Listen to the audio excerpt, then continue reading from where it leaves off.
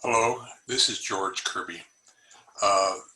This Zoom workshop is going to be considerably different because in my infinite wisdom, I forgot to push the record button to record the entire Zoom workshop, which was a little over an hour long. However,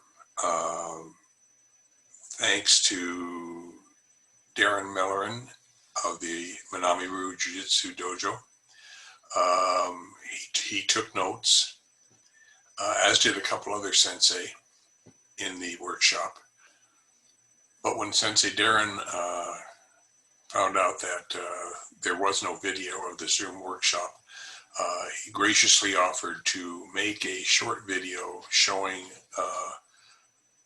the techniques that were presented in the video to deal with the problems that we were supposed to deal with. So the three areas we're going to cover very briefly are how to deal with bigger, which is taller or heavier attackers, how to issue that comes up with respect to osoto gari and balance, and then lastly a bit about Ju-Shin. With respect to bigger or taller attackers, heavier or taller attackers, there are a couple things that come into play. First of all, judo throws, although they have a lot of advantages, their effectiveness is based upon the other person's weight and height. So once you have a person who is significantly taller than you are, or maybe even a little shorter, and their weight exceeds 150% of your own weight, then judo throws become very questionable in terms of effectiveness unless you do something first to really distract and off-balance your attacker. So you have to keep that in mind. In a street situation, you usually cannot go straight into a judo throw, regardless of what kind you want to do. The other factor with taller or bigger, heavier attackers is that you can do most joint locking techniques, blocking techniques, etc., and takedowns once you have an extremity with really not too much of a problem. The only serious problem you have is when you get into close contact with a larger attacker and they have grabbed you and are holding you, and then you have a more difficult challenge because your ability to move around is severely limited. So that's what we're going to deal with today. So in the video, you're going to see the first portion. There's going to be it's not really a technique, it's more of a trick or something that stops the attack. If you get a front bear hug or rear bear hug, if you can wrap one leg around your attacker's leg, as shown either for the rear or front bear hug as Darren is doing here, you can actually prevent the person from lifting you off the ground or lifting you up, because essentially they have to lift themselves up because you have now become part of their body. So let's look at this short video here and see how Darren demonstrates this.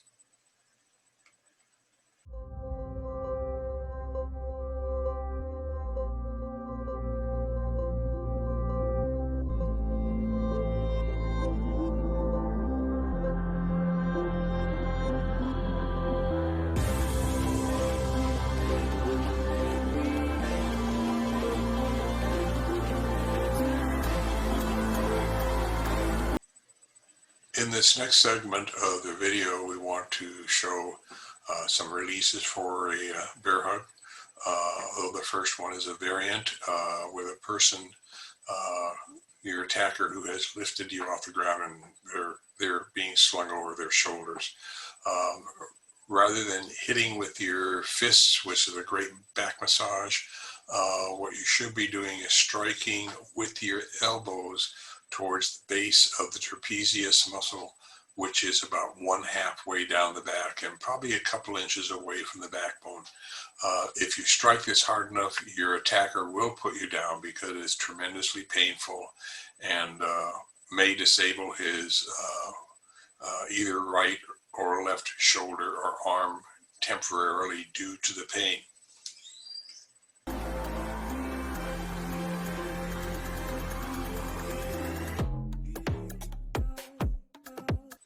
The next release is for a front bear hug.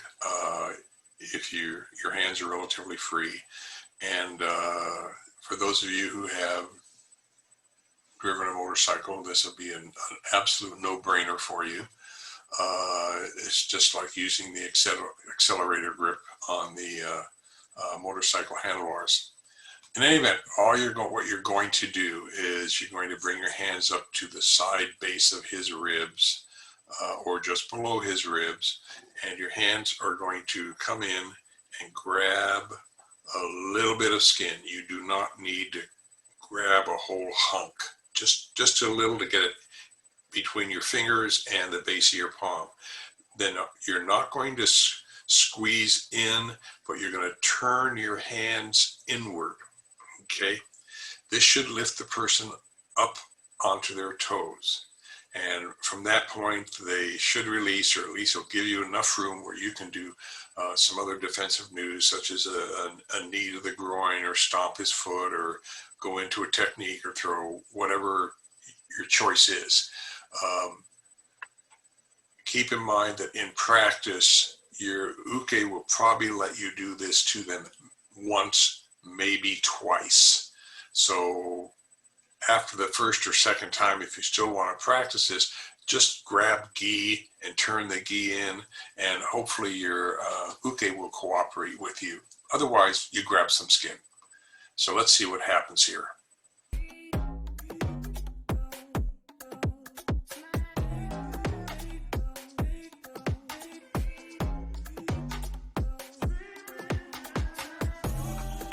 In this next release, you're going to use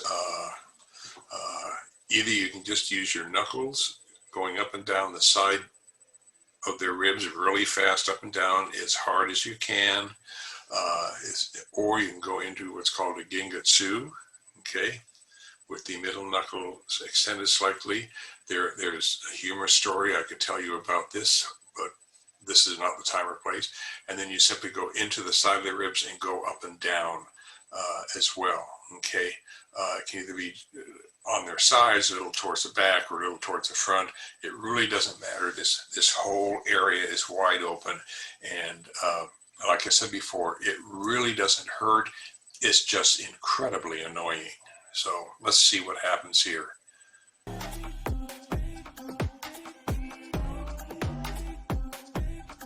In this next really short demonstration, we're going to use, it's for a rear bear hug. Again, it's another release. It comes from Kitsugo Jiu-Jitsu, from Professor Harold Brocious, and yeah, he calls it a shark bite. And students do not like this. And again, this is another technique where you can maybe do it once or twice to your partner, and that's it, because it hurts. even though it's momentarily. And if you do it too much, you end up with a bunch of little red marks on various parts of your body. The parts of your body, and all you're really doing is taking your thumb and index finger and you're grabbing just a little bit of skin and pinching it real fast. Okay, where do you do this and makes it work? Under the inside of the arm, upper part of the torso is very sensitive to touch, and also if you get me back up here a moment, the upper part of your inside of the thigh, each side. And these are very effective places to use this technique. And as I've said before, you can do it once or twice with your partner, and that's it. So after that, you've got to fake it. So let's see what happens here. And I think the uke here has been attacked once with a shark bite, so I think he's going to respond really fast, since he's very hesitant to have it happen again.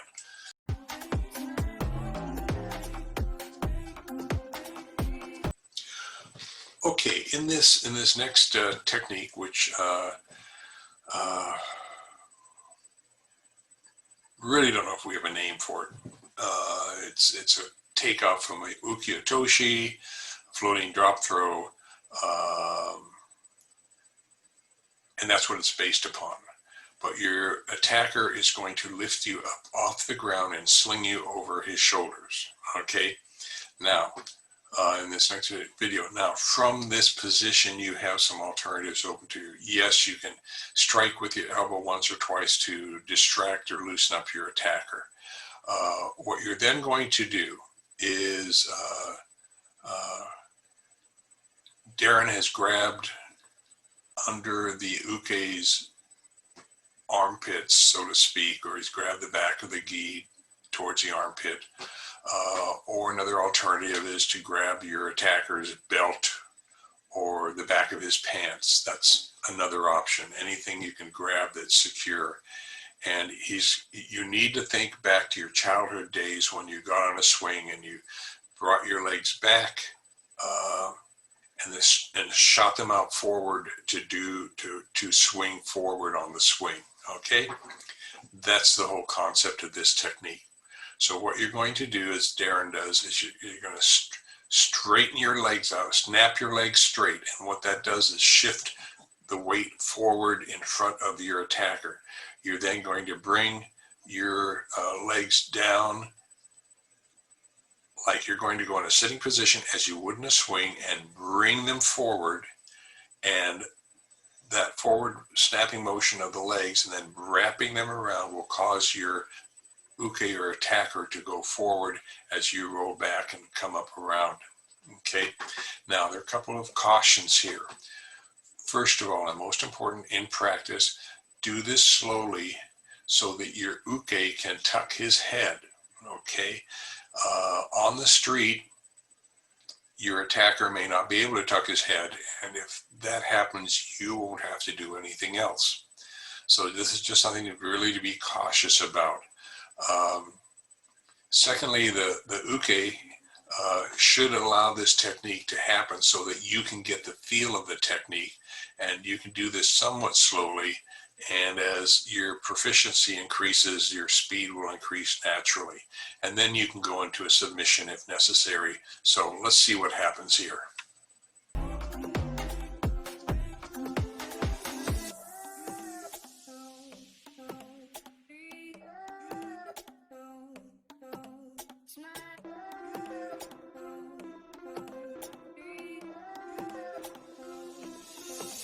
In this next short sequence, Darren is going to be executing a osoto gari on his attacker.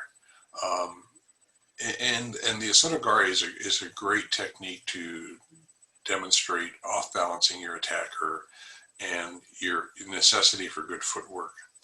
You have to keep in mind that anytime you are throwing an attacker backwards, you essentially have to move through or past the person to make the technique effective.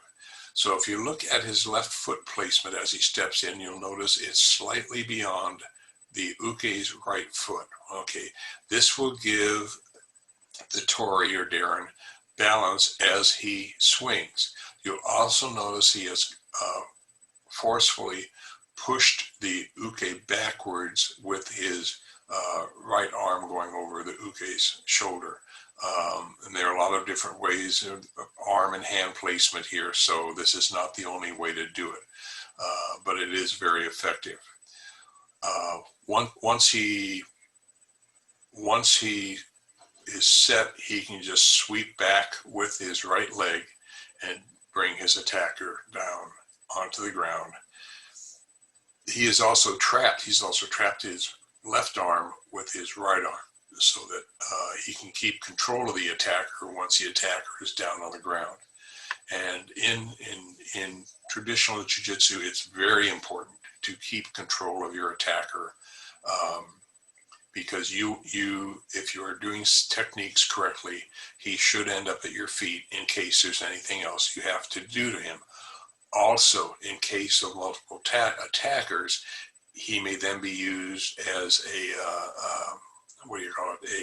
something the attackers have to get by to get to you. Your initial attacker becomes a barrier to the other attackers. So let's watch this quick osoto gari.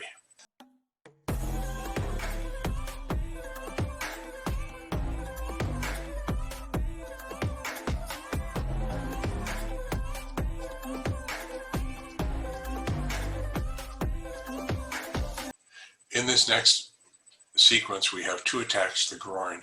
One is a knee strike, and with a knee strike, most people, in most situations, will when they do the strike, they'll strike to the front. They'll strike to the front of the groin with their right kneecap, and then they step back.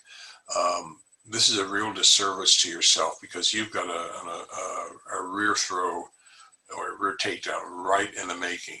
What you should be doing, because once you knee the person, they're off balance. Even though they bend forward, they're off balance to their rear.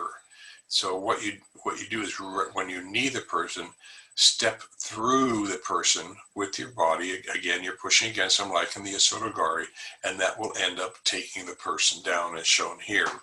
The second quick one is a quick backhand to the crotch. That's more of a distractive attack, and then going into I believe a taitosh or judo type throw. Let's see what happens.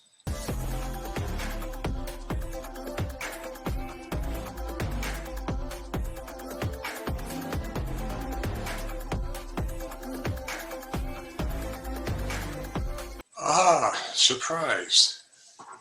You may have noticed when, and I didn't want to tell this to you ahead of time because I wanted you to watch the technique and see if you picked up on it. You'll notice that when he did the backhand to the attacker's groin, he brought it back and his whole body moved back for an instant. And what that does is it creates an opening that gives the attacker some time to get a counter going, possibly, so that when the uke came in to do his throw, the Tori came in to do his throw, the attacker or uke was able to successfully counter it. Okay, and this is why when you're coming in with a hit or a kick in traditional jiu-jitsu, at least in Budoshin, once we hit, the body has moved forward at the same time, so that we're in close, ready to do the technique right away as the person reacts to the hit. You don't want to give your attacker time to recover or time to be able to respond to what you have done.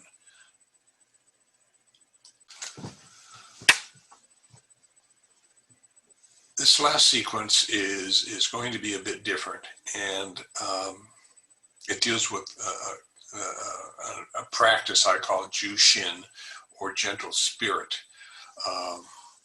And this is something that most proficient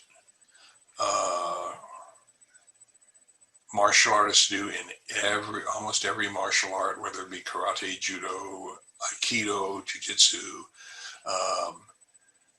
is to, on your own, go through the technique movements by yourself. Okay, in some arts or ryu, this is called kata no nagi, or maybe called kime no kata, prearranged forms.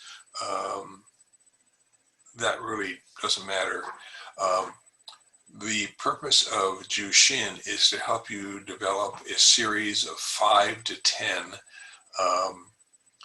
related techniques that will allow you to move from one technique into the other smoothly. Okay,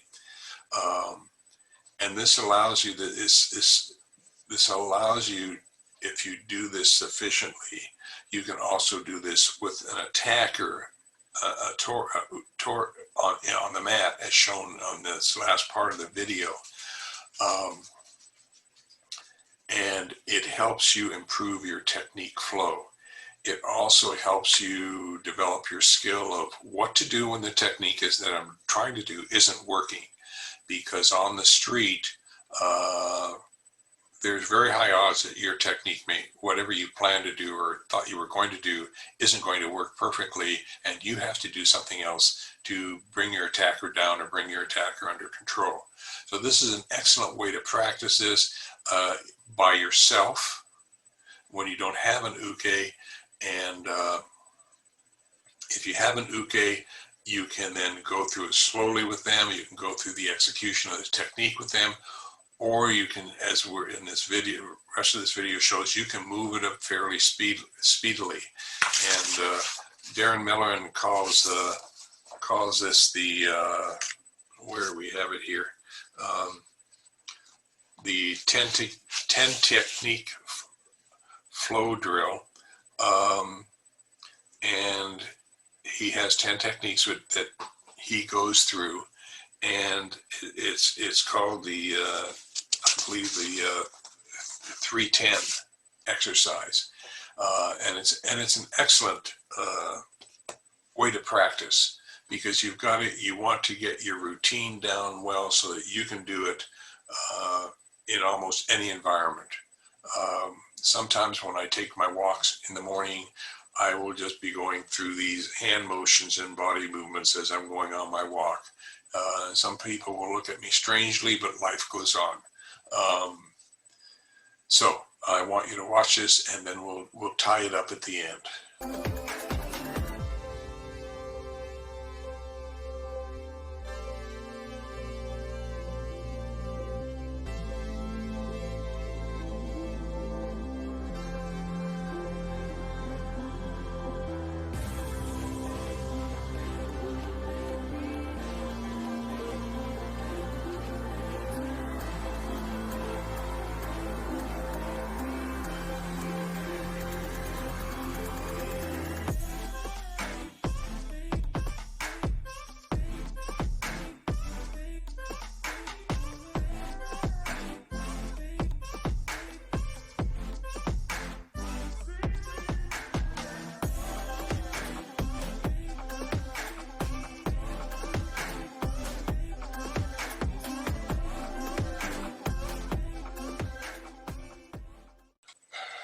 Again, I want to thank Sensei Darren for putting out the time to make this video. Otherwise, it would have been an hour down the drain for the 12 or 13 people that participated in the workshop on September 5th. And again, I apologize for forgetting to push the record button. It happens. And for more information on Ju-Shin, you can go to my website, https://budoshin.com. Go to the menu, scroll across the menu to resources, and then down